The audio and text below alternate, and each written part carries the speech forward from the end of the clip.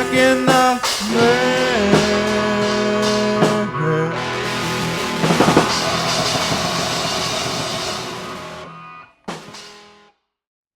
Hello, greetings.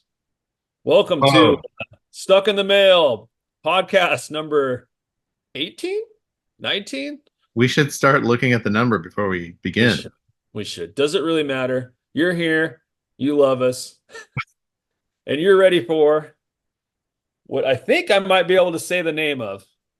The Kinks 1970 album, which we'll be referring to just as Lola in this, but the full title, for those of you that don't know, Lola versus Powerman and the Moneygoround, Part One.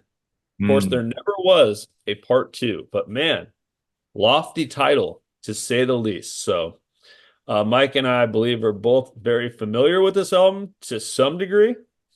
Love this album. So, this is a little bit of a different discussion here. I don't have a first question to pose to you, so I'm going to jump into my notes if that's okay. Yeah, can we just real quick talk about the Yep. Kinks? Like, tell me your experience with them, how you got into them, because it's been very recent. Hmm. I'd have to dig deep into my mind, but I feel like being a child of the 80s, everyone knows the Kinks inadvertently through either Van Halen's cover of You Really Got Me, or if I may go so far to say the dirty rap cover by Two Live Crew. Uh, there's quite a few 80s reference. I don't really know that I know the Kinks from being a kid. It was just like hearing their songs and having no idea it was them. Yeah, I would agree. I think You Really Got Me was probably my only exposure to the Kinks.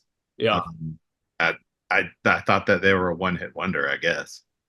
Yeah, and then you learn that they're apparently a band and they're around during the time of the Beatles. Let me jump in notes here a little bit. Formed in 1963, two brothers, Ray and Dave Davies. That's quite the name. I'm proud of his parents, Dave Davies, quite the name. And they started off essentially like the Beatles and a lot of those other bands, as you know, what would be labeled at the time British R&B, heavily influenced by black artists in the US. They didn't have that kind of like stigma over there per se, white guilt thing or whatever it was that made it so big over there, and that ultimately led to Jimi Hendrix being so big going over there and brought over there. But you know, they had that skiffle, that Mercy beat sound, that Liverpool sound. Um, but the interesting thing about the Kinks, and I have this written down as a big note, is that even though they came from that sound and had that sound, they would go on to be truly like a British sounding. They're almost like the Rock Fairport Convention. They Uh-huh. have that folk and that country sound that really comes through in their songwriting more than anything, but in their songs as well. And, you know, they were banned from touring in the US, and we'll get into that. And I think because of that, they kind of went back to England and incubated more and went more into being like, hey, we are British. And that was the thing, you know, that look at America right now, lots of people are very nationalistic. But I think for that era and being banned in the US, they went, hey, let's celebrate the pride of England and celebrate being British. And I think that's why they lost a huge appeal in America Yeah. until this album, or even more so after this album. But you know, I mean, that's one of the most interesting starting talking points. Yeah, that's good. I, of course, have gotten into the Kinks in recent years, really as part of the, album project where I went through the Rolling Stone Top 500 and really took some time to listen to some of these classics that I just hadn't been exposed to. And of course, I found out that there are plenty of Kinks songs that I know very well. I just didn't know they were the Kinks. Right, And right. they have quite a body of work. In fact, I would say it stacks up very favorably even with the Beatles and the Stones. I mean, they were one of those 60s British bands, and to your point, they really leaned into their Englishness. Hmm. Um, Especially like they had some, I guess they call it music hall type songs, kind of like there's a couple on this album too that are, it kind of reminds me of like When I'm 64 and things like that that are so English. Yeah. But they also had this really ferocious rock side too, and that's why the sheer variety of this group is what drew me to them. And the more I hear, the more I'm like, why is nobody talking about the Kinks? Like, why? I guess we were just born in just after their heyday, and so I didn't know about them. And people that are getting into music today, I don't know if they're hearing about the Kinks. Like they're just kind of this interesting, maybe they're more high profile over in England still, but to me, they're still weirdly underrated or underappreciated here. Yeah, I mean, it is strange because obviously the Beatles and the Stones, highly acclaimed, and they are British bands and they are from that scene and they somehow bridge the gap, you know. And I think if we're going to discuss this part, I think the worthy discussion to have is what happened to the Kinks because I went down that rabbit hole a little bit because I was confused. They had a tour here, and what happened was the AFM banned them, the American Federation of Musicians, and from what I found, it said rowdy onstage behavior. The Davies brothers were known for fighting. They were brothers, so blood brothers. So, you know, obviously there was some conflicting things on stage there. Everyone who's had a brother knows what that's like. You have a brother. So that didn't shock me. But then I wanted to dig a little bit deeper. The AFM, the American Federation of Musicians, said they had onstage behavior, but Ray Davies recalls in his autobiography this is when they're on the Dick Clark TV show in 1965, Where the Action Is. He says, some guy who said he worked for the TV company walked up and accused us of being late. Then he started making anti-British comments, such as, just because the Beatles did it, every mop-topped, spotty-faced, limey juvenile thinks he can come over here and make a career for himself. And I love this part. Subsequently, a punch was thrown and the AFM banned them. So, you know, the Kinks were a little bit working class, not like as crazy as the British like 70s punk guys would be, but they didn't take it. And yeah, banned for like 4 years. Wow. So Well, and it I think was that's right when they true what were, happened to the Kinks. and that happened right kind of as they were starting to hit their stride, you know? Yeah, from like basically up until this album. They were unbanned right before this album. So I think this album wasn't Lola was intentionally made. They put extra work into it, you know, and it Yeah. paid off. Well, our friend Wikipedia describes it this way. A concept album, it is a satirical appraisal of the music industry, including song publishers, unions, the press, accountants, business managers, and life on the road. It is maybe I found a quote here, a wildly unfocused but nevertheless dazzling tour de force. Because as far as a concept album goes, it's almost like they're trying to like really nail down a concept album, but they're just all over the place. I mean, it's a good thing there's not a part two. Yeah, they are all over the place. The sense I get from this album, I wrote down the word playful. They're fooling around with song forms. They are very confident. They are not trying to please anyone with these songs. Like they and they're so deliberate. Like you hear a song like we can get into the songs, but you hear a song like Strangers that's in best I can tell it's in 6/4. So it goes 6/4 4/4. Like you have to really like craft a song this Oh meticulous. yeah. And And one of the best songs for sure. one of the best songs. And you know what it sounds like to me? It sounds like the band. I could hear Richard Manuel singing the verses of that song. Well, there's bluegrass kind of feels on here. It starts off the Contenders has that harmonica as the lead. Uh, yeah, it the thing that I would note about so they were unbanned, and I believe then this album was their first up after the ban. Uh, I would say one of the strongest points to make about this album is the Kinks became a five-member band. They hired a keyboardist, and that keyboardist name is John Gosling, and he is all over this album, and he is shining. I Yeah. know how a lot of bands like to include a keyboardist one day, and you know they give him 10% of what they get, and he's not on the albums, he's not accredited, he's not getting song rights or anything. And I don't know anything about that, but he is all over this album, and he makes this album, Hmm. in my opinion. You know, Yeah. you look at some of the classic riffs on here, and you really feel the piano part, keyboard, or you hear just kind of the sprinkling of the keys over in the melody. And, you know, without it, this album is it's good, but it needs that keyboardist. So that's Yeah, another really good point. the sound is full. It's jumps out at you from the speakers, you know. Like I really like the album. I think it was two albums before this, the Village Green Preservation Society, which speaking of being English, Right. uh it's great. But you know what? When you listen to that one, it sounds very tinny, it sounds very trebly, it sounds very like I don't know. It doesn't have like when you listen to a song like Powerman on this, I mean, it is so exciting. Like to me, it's some of the best full band sounds that have ever been recorded. Yeah, yeah. Powerman, Rats, those are both really good guitar riffy ones. I don't remember how much the keyboards are in that, but yeah, I mean there's all I was thinking about this album while I was listening to it for about the millionth time, and keep in mind also like the other Kinks albums before this, it's impossible to find this album. I've owned two, and when I sold one, I was like, here you go. This is, you're not going to see another. I remember I actually found one and I bought one on eBay. And but yeah, Lola, of course, was a huge hit here. It was a top 10 hit. It was a top 40 song. And I think my first interaction with that song is probably Weird Al.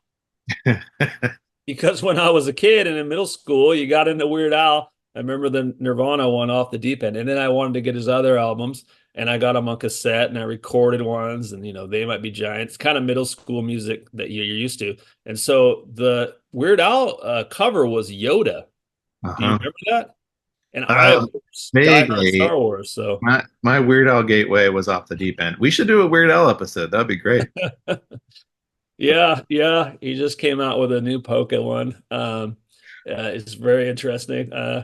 He's Yeah, smart enough to just release singles now. So, but yeah. Lola is an interesting song for me because I don't know what it is, but I that was one of those where I was like, oh, well, that's the Kinks, of course. yeah, It's almost too catchy. Uh, yep. It's that an earworm and a half. That one and Eight Man are just so ridiculously catchy. Yeah, But with Lola, I guess I just sort of dismissed it until I really got into this album. And then I understood, like, oh, this is like really subversive, like the content of it is. yeah. And they really hide the fact that, like if you just listen to it casually, you're not going to pick Yeah. up on it that it's a, Oh yeah. a man dressed as a woman and the whole thing. But yeah, it's almost so catchy, and I would say a lot of their songs I feel this way about. They're almost so catchy that I like dismissed them until I was like, you know what, this is actually brilliant. I Oh don't yeah. know why I felt that way about Lola, but I just was like, ugh, it's just ugh. But now I love it. Like every time I hear it, I'm like, yeah, this is absolutely classic. Well, it might be partial Weird Al. It kind of is for me. It's one of my wife's favorite songs, and I'm in the same boat. I felt like my feelings about the song were the same, but I love the song now. And also, I never listened to the lyrics. It's one of those songs that's such an earworm. And then you listen to it and you're like, wow. So this is a song people call it LGBTQ like right song and an original one. Like they say it's really, really important song. And it is a lot of open interpretation to it too. It's pretty ambiguous in its ambiguousness. Right. Uh, but it is a great pop song. And I think Ray Davies, is he the main songwriter or is it Dave? I never did the research, but he's written a lot of songs that are, especially from this point forward, that make you think in a pop song. And Yeah. I always like that. Some of them probably wouldn't be as popular as say this one, maybe more dodgy topics, but he's a really interesting songwriter, and he's like a thinking man songwriter, I guess you'd say. Yeah, that makes sense. And I mean, I would say, not knowing a ton about them, I get the sense that Dave is more like he's the one who wrote what's the second song? Stranger. Strangers? Yeah. Yeah, and he's singing on that too. And so it's almost like I get the sense that Ray is more of the provocative, like you Hmm. said, like the thinking man songwriter, and it's almost like Dave has more depth of feeling. I don't know. Yeah, I'm not sure. They almost, since they're brothers and they have the same last name, they kind of blur for me a little bit, and I haven't really dissected it quite enough. I have a ton of Kinks albums, and you know, one thing about this album that I should mention right away is the quality, the amount of quality songs. I think there's 13 songs, and well over half of them are what I would call really solid to good, brilliant songwriting. And that's rare on an album. Even a Beatles album. I agree. It's weird to me looking at the play counts because that's how we judge things now. Rats has like 100,000, and everything else has millions. I'm like, why does no one love Rats? It's such a Title, fantastic title song. drop, bad title. I'm I, telling you, my dark horse candidate for best song on the album.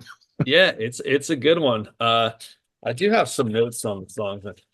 Before I even jump into that, one of the movies that exposed me to a lot of songs on this album was a movie I discovered in college, and I still love to this day. My favorite Wes Anderson movie, Rushmore, starring Jason Schwartzman, Yep. aka Jason Coppola, is the nephew of Francis Ford Coppola. Um, and yeah, they used several Kinks songs Hmm. and the Who and several other British bands and the Faces, which by the way, the song Strangers, it has such a Faces feel. Yeah. And they were contemporaries back then. I don't remember the name of Rod Stewart's very first band, but once him and Ronnie Wood joined the Faces, and once Steve Marriott left, he left Small Faces to start Humble Pie, ultimately later with Peter Frampton. How's that for knowledge and name drops? I hope I got all that right. But yeah, Strangers has such a Rod Stewart Faces feel. Like that. They use Ooh La La, which is a famous Faces song in Rushmore. Oh, Um, cool. Yeah. yeah, they use This Time Tomorrow, which we got to talk about that one because to me, that's the counterpart to Strangers. Those are like the A and the B side greatest hits on here. Maybe even over Lola because just, Lola's just so catchy, awesome. Yeah. But Yeah. This Time Tomorrow, that's Beatles-esque, right? Like, It is. That's the kind of song that makes you want to like, I don't know. I feel like I want to cover that song. It sounds like it'd be so yeah, fun to play. yeah, it is beautiful. What did I write? I wrote beautiful chorus. It's about touring, I guess, where they're going to be this time tomorrow, could the day in and day out, Yeah, that's the getting impression on a I get. plane. Yeah, yeah. Because most of these it's a weird, it's a really incohesive, theme album. But a lot of it is different jabs at where they're at. Um, I know. I love the song, the one about the publishing house where we hate your songs, we hate your hair. Like yeah, yeah. it's so catchy. It's got that like English style, like music hall. Ding ding ding da ding da ding. Well, So I mean, I assume the music industry that like that, certainly 60s, 70s, and 80s, and even 90s music industry is just completely dead, right? No band these days is going to be like, no, we'll cut our hair or we'll put on these monkey suits and we'll grow our hair like this. Like bands don't do that anymore. But back then, these bands that said, piss off, like the Kinks, I'm sure they did. They either had to sink or swim, yeah. produce this amazing work still, and have to deal with these suits or whatever, you Hmm. know. Yeah. And I often feel that the Kinks, because of especially like their early hits being such kind of like 2, 3 chord, like Louie Kingsman masterpieces, like All Day and All the Night, You Really Got Me, and even onto this, there's some riffs like that, like with Rats and whatnot. But Powerman, they kind of are a predecessor to punk, not like a proto punk, but this basic power chord playing, you know, Yeah. and it is. I love the song Power Man. That's like my second favorite on the album, I think. Uh It's like a early hard rock, early metal thing, really I was going. about to say it almost sounds like a Sabbath riff with different It instrumentation. does. It has a gallop. It's a slow gallop. It's a canter. But I'm sure bands like Iron Maiden, who like were a pub band in the mid '70s, heard that and they're like, "Oh yeah, we could pick that up even more." And Well, and and this album was very influential. A lot of '90s British bands. The oh yeah, Blur, Oasis. Obviously, you can trace it there. Um, Even Tom Petty, like he had that whole album, The Last DJ, that was basically like that was a direct like it was an indictment of the music industry and, all these people who are trying to make money off of you. And, how is this conducive to good art? All those things. Right, right. I mean, especially the British bands. I mean, because they in the 90s, they like, especially Oasis, they wanted to have that British national pride that I was talking about. Mhm. They didn't want to be associated with America, even if they were popular in America. They wanted to be their own thing. They didn't want to Americanize. And Right. I mean, who do you think of in the past that's a bigger band? Because like Led Zeppelin, they weren't really British, even though they were British, you know. The Well, yeah, and Yardbirds, maybe. The Yardbirds were a big contemporary of the Kinks because they were they called them like the noisy, like R&B would have been the term, you know. yeah, and to your point, a lot of those bands were worshiping American blues music. Like the Stones, yes, they have a lot of very, English sounding songs, but a lot of what they were trying to do was to, they were Muddy inspired Waters. by what they heard happening in the US, and that certainly happened with the Beatles. Um, so it's an interesting phenomenon because it was kind of the opposite in the 90s. Those British bands were like, it's going to be as British as possible.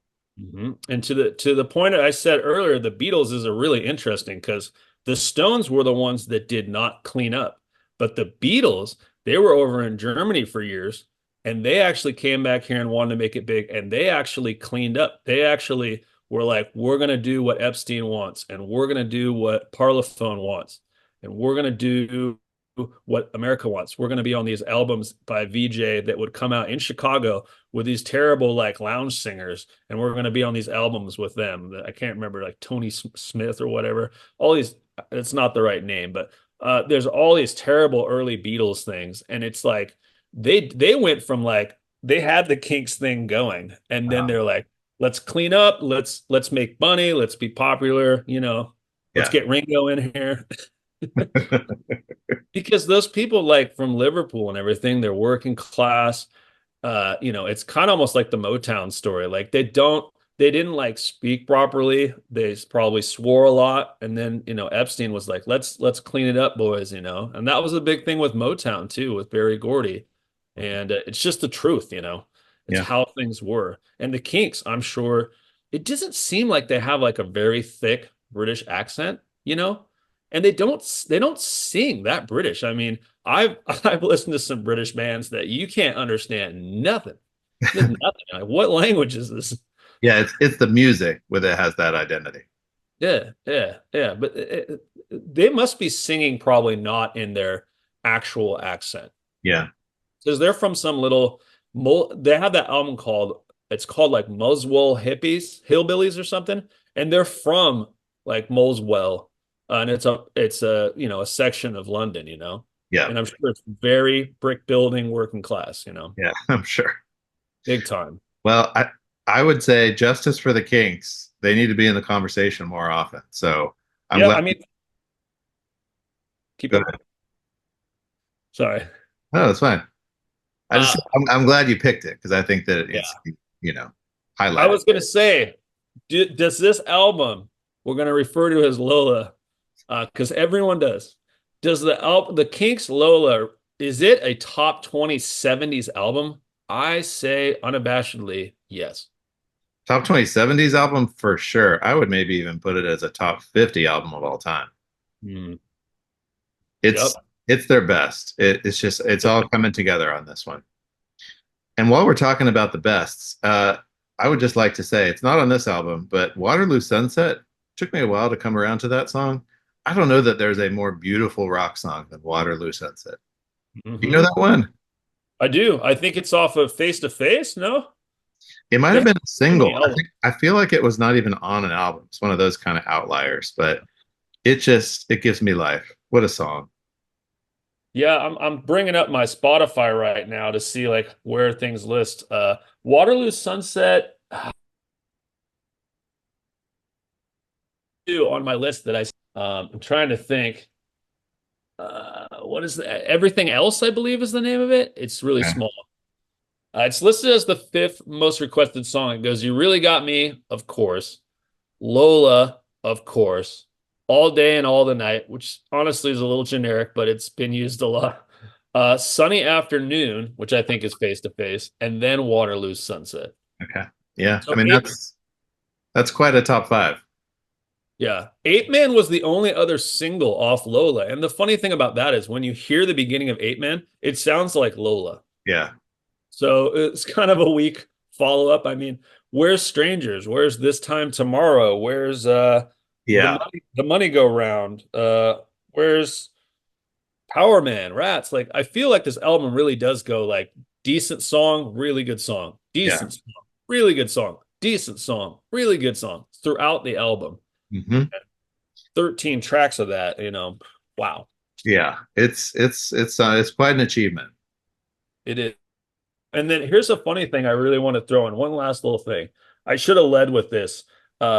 It's funny to think that so a way to make Lola seem, I guess, less controversial would be to say that it was banned in the UK. But you know what? Guess why it was banned? It was banned Coca-Cola. Coca-Cola, which you can hear on the album, but on the single on the radio, you would hear Cherry Cola, which I didn't really know till like Sarah pointed it out, and then I was like, oh, Sarah, my wife, uh, and yeah, it seems kind of silly in light of everything too. You think they would have just outright banned it because of the lyrics Well, or they what weren't listening to the lyrics. and they were with everyone else. It is one of those songs. I think Weird Al did a disservice by covering that one actually. Yeah. Even though my middle school brain certainly loved the song Yoda because I certainly Well, I mean, and that's the thing about Weird Al is that was the on-ramp for me yeah too of getting to know real music was hearing the parody. yeah. So we should do a Weird Al episode. This could be good. I have his first album on vinyl. Boy, I'm really into his early stuff. I think we should do it. I think it'd be great. His first album is amazing. I'm trying to remember what it's called. I want to say self-titled. Well, if anyone's watching this at this point, go ahead and put in the comments which Weird Al album we should cover. Dare All to right. be stupid? Should I? We'll see if it holds up. All right. Should I jump into my next one? Yes, yes, Okay. please. So you will never in a million years Oh boy. guess this. Nor will you have in a million years have heard this. I'm confident of that. Really? So it's an unknown for me, huh? Unknown for you. I mean, Yeah, if you well, know it, I'll be absolutely shocked. I Um, can't guess it then, but there's a chance I've heard it, so don't rule that out. there's a chance. One of these days, I'm going to do a Christian album, and that's going to really be a good one. But it's That's not that. okay. I had one in mind. I think it even made a top four, but or called a Christian album, I would say. Yeah. So that may be coming up, but this one I'm gonna jump ahead. It's important to me to like vary the eras. There's so many like 70s ones I want to do, but I'm Mhm. gonna jump ahead to the year 2016. Oh, man, This, I'm sorry, but you're chasing those views, aren't you? this is a double album, Casey. So I Double. realize I'm asking a lot, but I'm scared actually a little bit. you probably should be. Okay. This was a discovery on, I believe it was the new version of the Rolling Stone 500 list. This was like 493 or something. And I was like, really? Really? But then I gave it a listen and I was like, oh, okay. All right. Is this hip hop? No, we are going Sound Nashville. like what? We're going Nashville, Casey. Okay, yeah, all right. That's the other end of the spectrum, I guess. This is an album by Miranda Lambert Oh boy. called The Weight of These Wings. Oh boy. Oh Weight of boy. These Wings. A So double album, Casey. she's from The Voice? No, I No. mean, I think she was on those shows. I'll have to do a little more research, but like, no, she's been an artist. This Okay. was, I mean, I really, I need to do my research here, No, but it's fair. I'm just wondering. I when I hear that name, I think I'm thinking of a different name. Like the first American Idol singer has a huge country. I'm not trying to discredit not, your pick. it's not Carrie Underwood. Are you thinking of Carrie Underwood? I- maybe. Um, so she was married to Blake Shelton for a while. That Yeah. might be what you're thinking of. Oh, and then Gwen got in there, stolen. I mean, ugh.